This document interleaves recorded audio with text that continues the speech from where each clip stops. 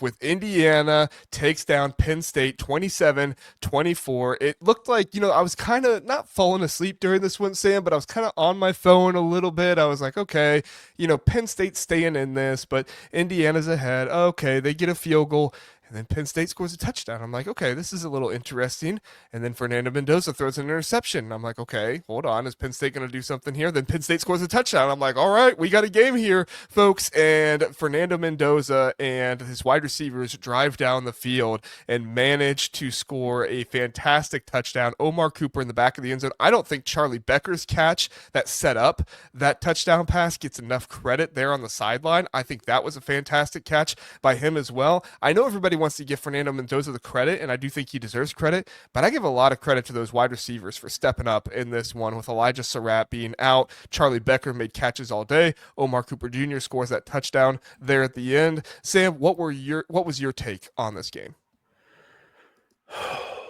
That was one of the more emotionally invested games I've been involved with.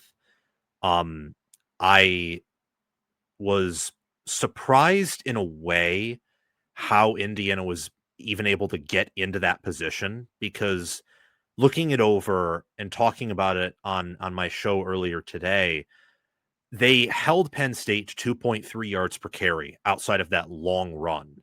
But that long run matters because it happened and it set them up to get the touchdown. And they basically held Grunkmeyer to doing nothing outside of like the long touchdown pass, not touchdown pass, but the long 40-yard pass to Pena that again sets up a short touchdown. So Indiana played very poorly and they won, which is good. And I think a lot of the areas in which they played poorly, outside of maybe the pass protection, that being due to the injuries on the offensive line, I think a lot of that is stuff that's pretty easily correctable. Again, outside of that, the injuries in the offensive line, they need to get healthy there, as really any team needs to on the offensive line.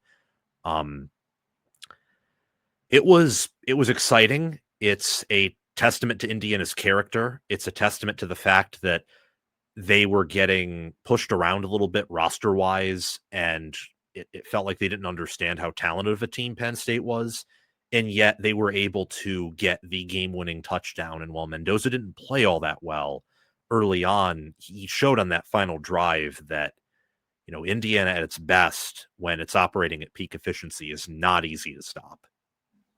No, not at all. And I think that, more than anything with the final drive, Mendoza, with how much he was pressured that entire game. I mean, Fisherman just put in the chat here, gave up 30 pressures on Mendoza that entire game. That's can't do that for your quarterback, but it's outstanding that Fernando Mendoza was able to still be in there in the pocket and still be able to throw. And he also ran for a good amount of yards in this game too. He had 6 carries for 20 yards, but he got sacked 3 times in this game as well. So to have 20 yards after being sacked 3 times, that really speaks to his ability to run and how they were utilizing him and how much he was willing to put his body and everything else on the line for this team. I don't think it gets, Penn State gets enough credit for how many good players they still have in this team. I know, everybody thinks that Penn State just kind of mailed it in, and I get that. But I was even bringing it up on the reaction a little bit. I was like, guys, this Penn State team still has talented players. And Zach and I were kind of talking about it a little bit. I was like, I think Penn State, we can't say Penn State doesn't have a chance here. But, we were kind of like, we think Indiana's going to blow them out. But of course, the first time Zach says that, Indiana doesn't. Doesn't blow them out. So that's the way it works.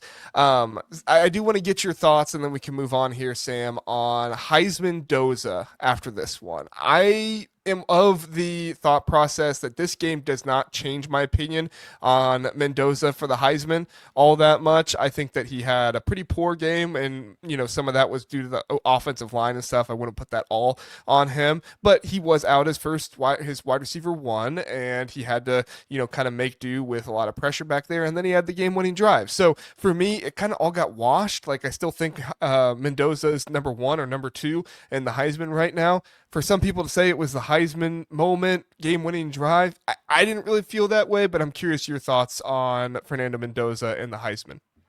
I made a Twitter post about it, not in the sense that I thought that was his Heisman moment, But the fact that he made that final drive and it was all pretty seamless and he didn't really do anything wrong on that final drive. And the fact that people would see that is something that would definitely propel it forward. I mean, there's a reason why him and Julian Sayin got closer in Heisman odds after Saturday, despite the fact that Sayin, in terms of stats, actually like gained on Mendoza. It's because of the moment or the idea that that was a must-win situation where only he and really his receivers could deliver. The O line wasn't pass blocking well. I mean, he took that sack on the first play of that drive, and you can't run the ball because you don't have any timeouts and you have a minute left. So for me, it doesn't change my thoughts.